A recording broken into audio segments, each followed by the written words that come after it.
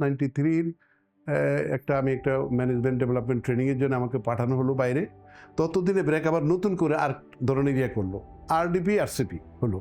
RDP হলো যে প্রথম যখন ব্রাঞ্চ হবে 4 বছর হবে RDP, first year, second year, third year, fourth year, এইগুলো গ্র্যাজুয়ালি প্রথম ইনস্টিটিউশন বিল্ডিং, তারপরে সেভিংস, তারপরে আস্তে আস্তে আপনার বিভিন্ন ডেভেলপমেন্ট প্রোগ্রামগুলো, ইনকাম জেনারেটিভ প্রোগ্রাম যোগ হবে।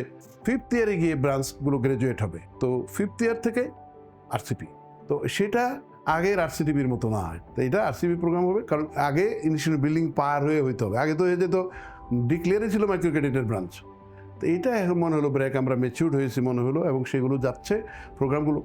আরসিপির দায়িত্ব দেওয়া হলো সুখেন্দু কুমার সরকারকে, আর আরডিপির দায়িত্ব দেওয়া হলো আমিনুল আলমকে, আমিন ভাইকে। তো প্রাথমিক কাজগুলো উল্টা হয়ে গেল আমার কাছে মনে হচ্ছিল। সুখেন্দু কুমার সরকার হলো আসলে ইনস্টিটিউশন বিল্ডিংয়ের লোক, কিন্তু আমি তো, আমার ভয়েস তো তখনও অত হয়নি, আমি তখন রেজ করতে পারিনি। প্রথম দিনই মনে হলো কাজটা উল্টা হয়েছে। সুখেন্দু কুমার ছিল মেটেরিয়াল ডেভেলপমেন্ট, যত বয়স্ক শিক্ষা স্কুলের মেটেরিয়াল ডেভেলপ করে উনি, সেই সুযোগ প্রথম থেকে ট্রেনিংয়ে উনি এক্সপার্ট ট্রেনিংয়ে। তো উনি হয়ে গেল আরসিবি ব্রাঞ্চের পিসি, প্রোগ্রাম কোঅর্ডিনেটর। আর আমিন ভাই হলো ইনকাম জেনারেটরের মার্শাল, এক্সপার্ট। ইনকাম জেনারেটিভ প্রোগ্রামে এগুলো করতে হবে, সাংঘাতিক পেক্সা। তাহলে ওনাকে দেওয়া ছিল আরসিবি ব্রাঞ্চের দায়িত্বে, উনি হয়ে গেলেন আরডিবি ব্রাঞ্চে। গড নোজ, আমার ধারণা আবেদ ভাই তো এটা বোঝার কথা, কিন্তু আবেদ ভাই সম্ভবত আমিন ভাইয়ের ওরিয়েন্টেশনের জন্যে তাকে ডেভেলপমেন্ট ওরিয়েন্টেশন দিবে, আর সুখেন্দু কুমারকে মাইক্রো ক্রেডিটের ওরিয়েন্টেশন দিবে, সম্ভবত এটা করেছে। ওনার সাথে জিজ্ঞেস করা হয়নি। তো এই সুযোগে আমি বলিনি, আবেদ ভাইয়ের কথা তো বলি না এই পর্যন্ত। আবেদ ভাইয়ের সাথে আমার দেখা হয়েছিল, আমি তো জয়েন করেছি হলো 78 জুনে, ওনার সাথে 1 মাস পরেই ইয়েতে দেখা হলো। না, ওনার তো দেখা হচ্ছে প্রতি মাসে মাসে দেখা হয়। 1 মাস পরে প্রতি মাসে উনি একবার যায়। মিটিংগুলো হতো আমাদের এভাবে, আবেদ ভাই যান আগের দিন বিকালে, আমরা ওই বিকালেই চলে আসি, সন্ধ্যার মধ্যে হেঁটে হেঁটে বিভিন্ন দিক থেকে আসি, সারা রাত এখানে থাকি। আবেদ ভাই সবার সাথে ইন্ডিভিজুয়াল কথা বলেন, প্রতিটা ব্রাঞ্চের সাথে 1 ঘন্টা 1.5 ঘন্টা করে। উনি এসে একটা শিডিউল করেন, কোন ব্রাঞ্চ যাবে, কোন ব্রাঞ্চ পরে। তো আমরা যারা শিডিউল হবে রাত 4টায়, আমরা বসে বসে গল্প করি, ছাদের উপরে গল্প করি, খাই আর ওয়েট করি। তো আসে আবেদ ভাই, টাইমিংয়ের সাংঘাতিক কনসার্ন, যখন যেটা সময় দেওয়া থাকে ওই সময় ডাকে, সুতরাং কোনো হেজিটেশন নাই, কখন ডাকবে আমি ধুমসে গল্প করি, নিজেদের মতো করে হল্লোড় করি। তো আসলাম এখানে, আবেদ ভাই মিটিং করে সারা রাত এই মিটিংগুলো শেষ করেন। পরের দিন সকালে কতগুলো ব্রাঞ্চে যায়, ঘোরেন, ওই দিন সারাদিন করে আবার সন্ধ্যার সময় চলে আসেন। 3rd ডেতে উনি মিটিং করেন আমাদের সাথে, সকাল সন্ধ্যা মিটিং করেন, রাতেও মিটিং করেন, রাত অবধি মিটিং করেন। মিটিং করে ভোর 6টা বাজে আবার স্পিড বোটে উনি ঢাকায় চলে আসেন এভাবে। তো 3 দিন প্রতি মাসে উনি থাকবেনই। 3 দিন মানিকগঞ্জে একটু কম সময় লাগে, আমাদের যাতায়াতে বেশি সময়, তো একটা প্রজেক্টে উনি 2 দিন 3 দিন প্রতি মাসে যাবেনই। আবেদ ভাই দেখি কি প্রতি মাসে আমাদের এখানে যেতেন। তা আমরা করতাম কি, ডেভেলপমেন্ট সম্পর্কে তো প্রথম দিকে তো খুব একটা ধারণা ছিল না। আবেদ ভাই যেগুলো প্রেসক্রিপশন দিতেন আমরা সেগুলো করতাম, মনে হলো কাজটা শেষ। আবেদ ভাই কতগুলো ফরম্যাট দিতেন, রিসার্চ কতগুলো যে করার জন্য কতগুলো ডাটা কালেকশন করার জন্য দিতেন। তারপর আমরা কতগুলো কী করেছি, মিটিংয়ে আলাপ হইতো, আমরা এতটা মিটিং করেছি, এত সঞ্চয় উঠেছে, এতগুলো মানুষের সাথে ইন্ডিভিজুয়াল কন্ট্যাক্ট করেছি, এতগুলো জায়গাতে গন্ডগোল বাঁধাইতে পারছি। মানে ইস্যুকে আমরা সোশ্যাল প্রবলেম হিসেবে আমরা তাদের মধ্যে আমরা এগ্রি করাইতে পারছি যে ইয়েস ইস দ্য প্রবলেম, তোমার একার সমস্যা না। যেমন কারো জমি 22টা পরিবারের ছিল, নমঃশূদ্র সমাজ ছিল, মনে আছে, ওখানে নমঃশূদ্র 22টা পরিবারের জমি একজন রাজাকার নাম আনসার মৌলভী, সমস্ত এলাকার, আমি যে প্ল্যান করছিলাম কত বললাম যে 5 বছর, উনি ছিল হলো নাটের গোড়া, ওনাকে ভিত্তি করেই এখনও এগুলো চলছে, যুদ্ধের সময়ও চলেছে। শান্তি কমিটির সভাপতি ছিলেন উনি, এখনও ওই এই কমিউনালি এগুলো সে স্বাধীনতা বিরোধী কাজগুলো করাচ্ছে অন্য নামে। তো উনি এইগুলো 22টা পরিবারের জমি উনি দখল করে রাখছে, হাইকোর্ট থেকে রায় পেয়েছে ওরা। ততদিনে তো সমিতির লোকজন সংগঠিত, ওনার বাড়িও উজানগাঁও, আর উজানগাঁও হলো মেইন লিড দিচ্ছে আনসার মৌলভীদের বিরুদ্ধে। আনসার মৌলভীর বিরুদ্ধে 21টা মামলা দেওয়া হয়েছে, শ্রমজীবীরা দিয়েছে। শ্রমজীবীদের বিরুদ্ধে এরকমের আরও বেশি 25টা বা 26টা করে মামলা দেওয়া হয়েছে, একটাতে 94 জন আসামি। তো এই যে মানে বিভিন্ন রকমের হচ্ছে, কারণ ওখানে পুলিশি নির্যাতন হতো, পুলিশটা করতে কি চোরের গ্রাম আছে কতগুলো, এদেরকেও আমরা সংগঠিত করেছি। এর মধ্যে চোরেরা, ওদেরকে বলা হতো প্রতি গ্রামে প্রত্যেকটা চোরকে 250 টাকা দিতে হবে, তাহলে সে চুরি করতে গেলে সন্ধ্যার সময় একটা পুলিশ ক্যাম্প বসে, ওরা অ্যাটেন্ডেন্স নিয়ে নিবে, আবার ভোরবেলা আর আজান দেওয়ার সাথে সাথে আরেকটা অ্যাটেন্ডেন্স নিবে। এখন ওরা করে কি, অ্যাটেন্ডেন্সটা দেয় না, টাকাটা নিচ্ছে তো, সেই জন্য যে টাকা দিবে তার কায়দা করে তাকে সহযোগিতা করাবে। পুলিশ করে কি, তাকে বলা হয় তুমি সূর্যোদয়ের আগে চলে আসবা, আর যদি হয় তাহলে 2টাই প্রেজেন্ট দিয়ে দিবি, আসর নামাজের সময় চলে যাওয়া, সূর্যোদয়ের আগে চলে আসবো, তাহলে আমি তো ভোরবেলা ফরজ নামাজের আগে অ্যাটেন্ডেন্স দিয়ে দিই, আর সন্ধ্যার সময় মাগরিবের নামাজের সময় আমি, তাহলে ও যদি চোর ধরা না পড়ে তাহলে অ্যাটেন্ডেন্স পরে তার বিরুদ্ধে কোনো মামলা হতে পারবে না। পুলিশে বলছে যে সে তো ইয়ে ছিল, হাজিরা দিছে, কিন্তু যাই নাই কোথাও। তাই তাদেরকে বলা হতো, বাবারা এই থানায় করো না, অন্য জায়গায় চুরি করে আইসো। সেই সুবাদে তাদের 250 টাকা নিত, পুলিশ অ্যারেঞ্জমেন্ট করতো। আমরা বলছি এইটা বন্ধ করতে হবে, মেয়েদেরকে সংগঠিত করা হলো। ইভেন পুলিশকে 22 পরিবারের জমি দখল করার জন্য একদিন একটা আন্দোলন হয়েছিল সাংঘাতিক রকমের। এটা বিভিন্ন আন্দোলনের 5 বছরের প্ল্যানের অংশ হিসেবে বিভিন্ন গ্রামে গ্রামে এগুলো করা হচ্ছে। বড়টা শুধু বলছি একটা, কি করা হলো, 22 পরিবারের জমি তাদের হাতে দিয়ে দেওয়া হবে, আনসার মৌলবীর হাত থেকে নিয়ে সব জমি নিয়ে আসতে হবে। আরও যা যা সম্পত্তি 72 সাল থেকে আনসার মৌলবীর কাছে ছিল সেগুলো নিয়ে আসে। গণকেন্দ্র ঘর তার থেকে ভেঙে নেওয়া হয়েছে, ব্র্যাকের টিউবওয়েল ছিল তার ঘরে, টিউবওয়েল উঠিয়ে নিয়ে আসা হয়েছে। একদিন দেখা গেলো ক্যান্সার মৌলবী, একদিন আমরা ফিল্ডে যাচ্ছি, আমাদের 3 জন, দেখি আনসার মৌলবী 20-25 জন লোক থাকে তার পিছনে সবসময়।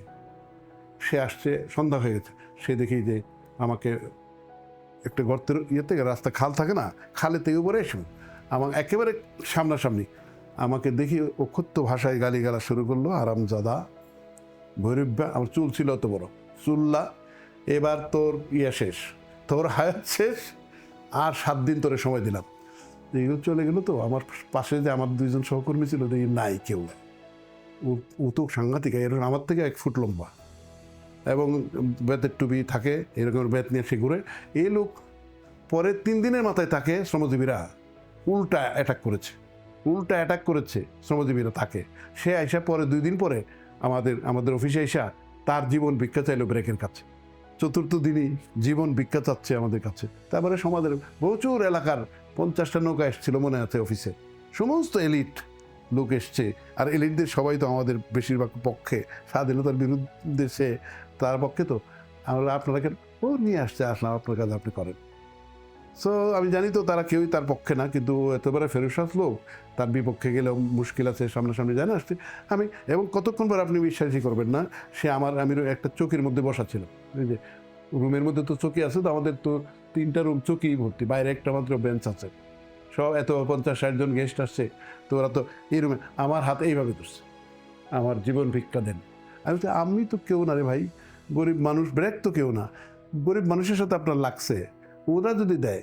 তো ওরা আসছে, ওদেরকে আনতে দেওয়া হলো, সবাই বলছে ওদেরকে আসতে বলেন, 1 গ্রাম থেকে আসুক, কদবানুরা আসুক। তো কদবানুরা আসতেছে আর শুনতেছে, ওরা বুঝে গেছে কাণ্ডটা কি। ওরা দূরের থেকে আসতেছে আর শুনতেছে রফিক সাহেবকে, ব্র্যাককে আমরা ক্ষমতার জন্য, আমাদের ক্ষমতার জন্য করেছি, আন্দোলন করছি। রফিক সাহেবকে হাত করে ফেললে, ব্র্যাককে হাত করে ফেললে কি ওই আমাদের হাত থেকে মুক্তি পাবে?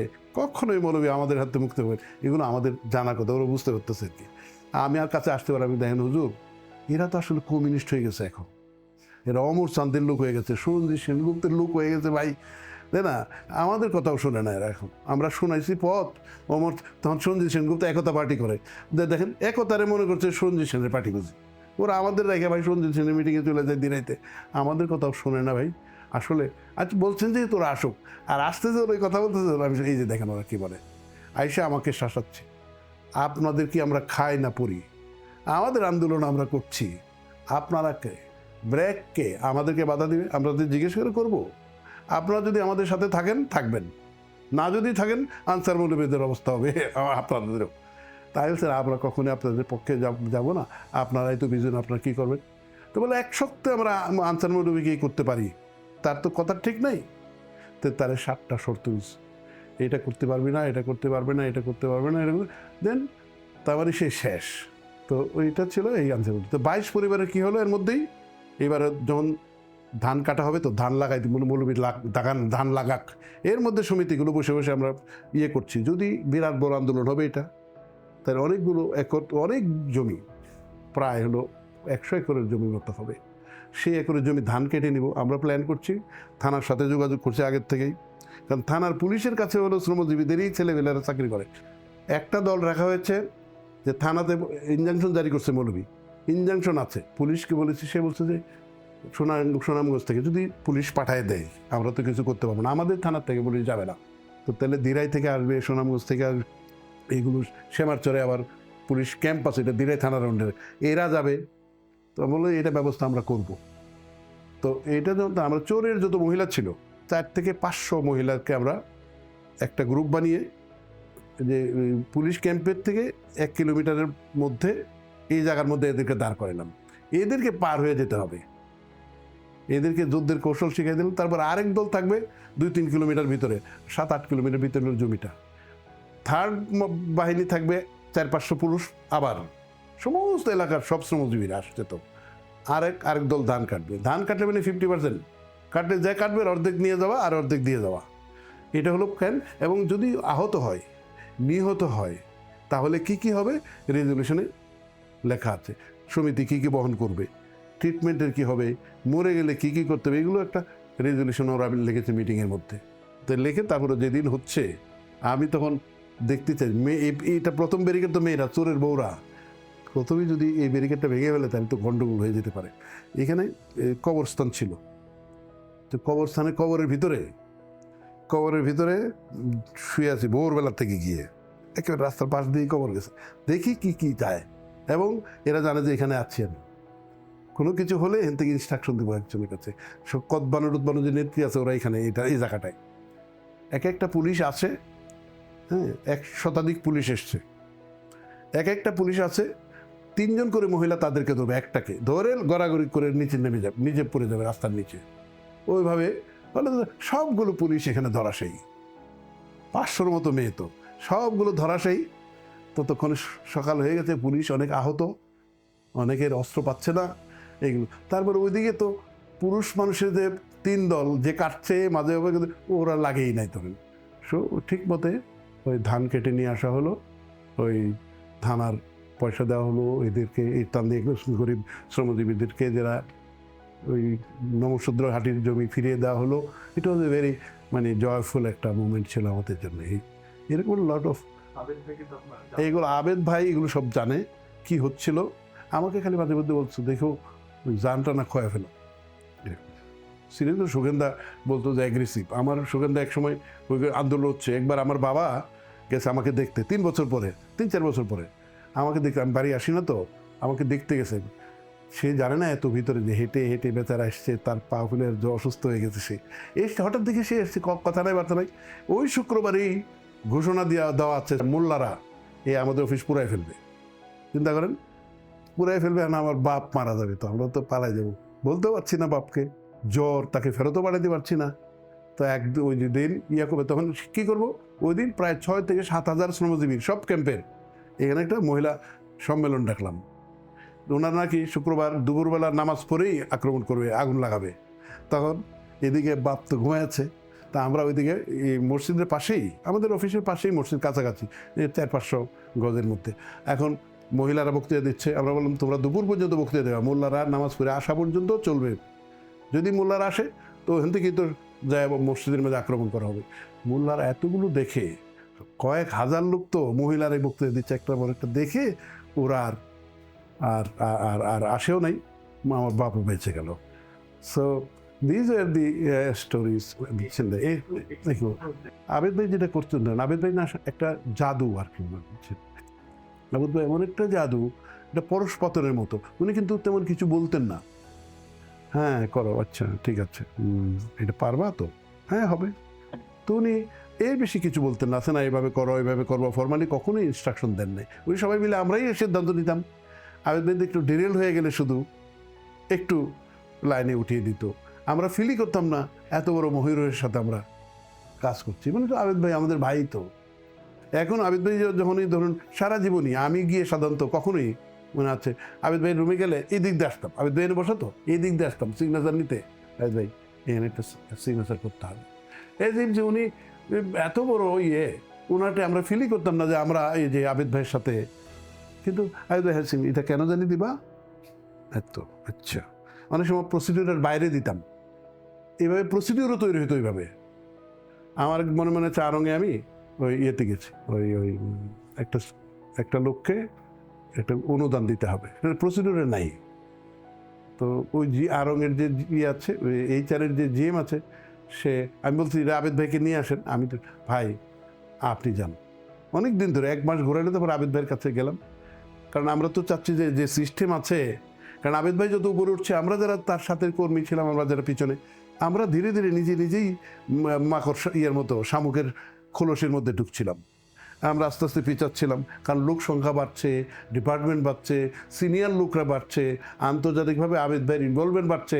তাহলে আমরা ধীরে ধীরে সিস্টেমটাকে করে আমরা কিন্তু আসলে ব্যাকফুটে চলে গেলাম। সবসময় কোনো কাজে সরাসরি যাইনি আমরা। তো এরকমই আরঙের এইচআরের জিএম আবেদ ভাই কী বলছে, যায়নি। একসময় বাধ্য হয়ে গেলাম আর কি, আবেদ ভাই এরকম আবেদ ভাই এটা একটা সাইন করতে হবে। কেন? ওকে তো দিতে হবে। ও ওরা এইচআরে কী বলে, নিয়ম কী? এটা নিয়ম নাই, এই কারণে দিতে হবে, এই কারণে। হ্যাঁ দিতে তো হবে, দেরি করলা কেন 1 মাস? আসটা না কেন? উনি বলছে কেন দেওয়া যুক্তিসঙ্গত, কিন্তু আমি আর বলি না যে এইচআরের ইয়াতে তো নাই, পলিসিতে নাই এটা। তো তারপর আবেদ ভাই এটা দিয়ে দিন, পরে এটা পলিসি চেঞ্জ করে ফেলো, তাই তো হলো। 1 বছর ধরে পলিসি চেঞ্জ হবে, পরে একটা আবার ফরমালিয়া হবে। চিরকুটগুলো সব এইচআরকে দিয়ে রাখে আবেদ ভাই। আমরাও যাদের কয় 1 বছর ধরে ভাঙতে থাকি প্রসিডিউর, কারণ ব্র্যাকের প্রসিডিউর তো কাজ করতে করতে গিয়ে এক সময় এটা এনরিচড হয়। তো এইভাবে তো চললো। আমি এইভাবে ধরেন 96 পর্যন্ত, আমি 98 হেভিসে চলে আসলাম হলো 93 শেষে। এসে আমাকে বলা হলো তুমি আরইপির দায়িত্ব নাও, ব্রেক এন্টারপ্রাইজ প্রজেক্ট, অনেক এন্টারপ্রাইজ অনেক বড় হচ্ছে, আমি এন্টারপ্রাইজের দায়িত্ব নাও। এর মধ্যে আমি আরও ফিলিপিন্স থেকে আরও এন্টারপ্রাইজের উপরে ট্রেনিং নিয়ে আসছি, বিভিন্ন রকমের অ্যাপ্রোপ্রিয়েট টেকনোলজি ডেভেলপমেন্টের উপরে। ঠিক, তো আবেদ ভাই বললো তুমি এগুলো করা আছে যেহেতু, তুমি আরইপির দায়িত্ব নাও। তো রুরাল এন্টারপ্রাইজ প্রজেক্টের দায়িত্ব 1 মাস নিলাম। পরে তো মনে হলো যে আগের ফর্মে এইভাবে পাইলটিং করার দরকার নাই, আগে আলাদা ডিপার্টমেন্টের মাধ্যমে পাইলটিং করা হতো। তাহলে এখন আর ওইভাবে না করে বরঞ্চ আরডিপির মধ্যেই 1-2টা ব্রাঞ্চে পাইলটিংটা হোক, ডিপার্টমেন্ট করে কী লাভ। সুতরাং ওইটা ডিজলভ করা হলো, আরডিপির প্রসেসের মধ্যেই ডেভেলপ হবে প্রোগ্রামগুলো, বিভিন্ন জায়গার থেকে হতে পারে, একটা ডিপার্টমেন্টের মাধ্যমে হয়ে গেল। বরাবর তো এইখানে ডিপার্টমেন্টের থেকে আনস্কিল লোকরা এটা বানাচ্ছে, তাতে অন জব যারা থাকছে তাদের বানাচ্ছে প্র্যাকটিক্যাল হবে, তাহলে আরডিপির থেকেই ওইটা হবে। আমি সেই থেকে আরডিপির জোনাল ম্যানেজার হইলাম।